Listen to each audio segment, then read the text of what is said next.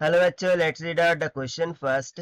On an interplanetary mission, a 58.5 kg astronaut is floating toward the front of her ship at 0.15 meter per second. Relative to the ship, she wishes to stop moving. Relative to the ship, she decided to throw away the 2.50 kg book she is carrying.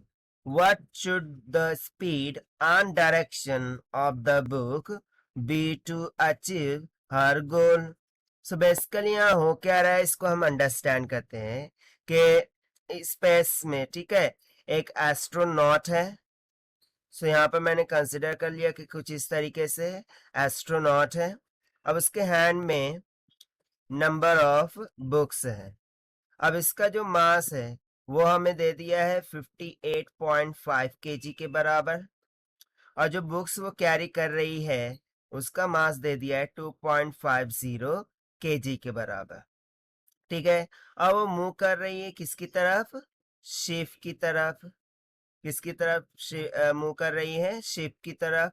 So initially जो move करती है उसकी speed दे दिया है 0.15 metre पर second के बराबर। अब वो क्या डिसाइड करती है कि वो अब शिप की तरफ मूव नहीं होंगी। सो उसके लिए उसने क्या किया कि 2.5 केजी की जो बुक्स थी जो कि वो कैरी कर रही थी उसे थ्रो कर दिया, ठीक है। सो हमें बताना है कि वो कितनी स्पीड से और किस डायरेक्शन में उन बुक्स को थ्रो करेंगी। सो मैं यहाँ पर सपोज कर लेता हूँ कि ये जो बुक्स है सो उसने शिप की तरफ, ओके, यानी कि टूवर्ड्स द शिप थ्रो कर दिया है, और उसकी फाइनल जो वेलोसिटी है वो कुछ v के इक्वल है। सो ये जो v है वो हमें यहाँ पर फाइंड करना होगा। तो चलिए स्टार्ट करते हैं हम सोल्यूशन से।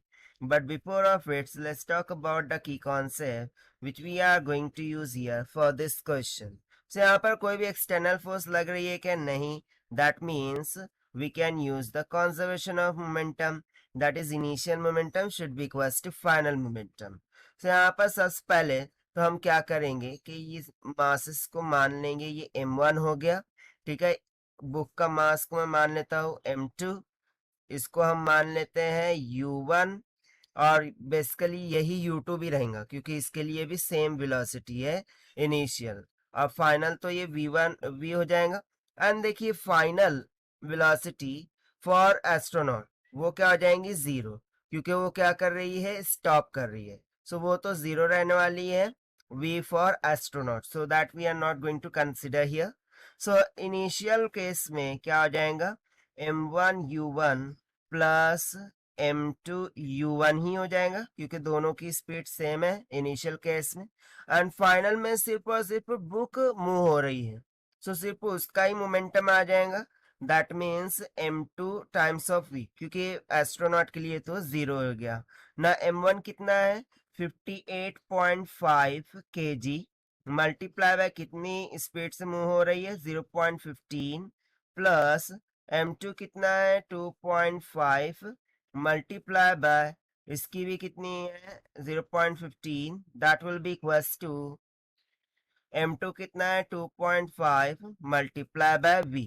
सो इसको यदि मैं फर्दर सॉल्व करूं यहाँ से, ठीक है, सो मुझे v will be equals to कितना निकल के आ जाएगा?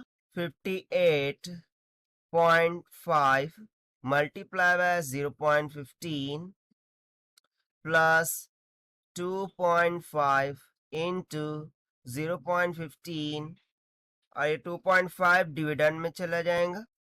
तो जब हम इसे डिवाइड कर देंगे so we will comes out near about 3.7 metre पर सेकंड। अब देखिए ये पॉजिटिव आया है यानी कि हमारा अजम्पशन सही था। दिस मीन्स दैट कि वो किस डायरेक्शन में थ्रो करेंगी? टूवर्ड्स शिफ्ट, वो शिफ्ट की तरफ उसे थ्रो करेंगी, और यही हो जाएगा हमारा आंसर जो कि हमने सॉल्व किया है by using conservation of momentum से। Now let us take the option. तो यहाँ से जो ऑप्शन सी दिख रहा है that is 3.7 meter per second toward the front of the ship will become correct. So this is the required solution. I hope you understood well. Best of luck. Thank you.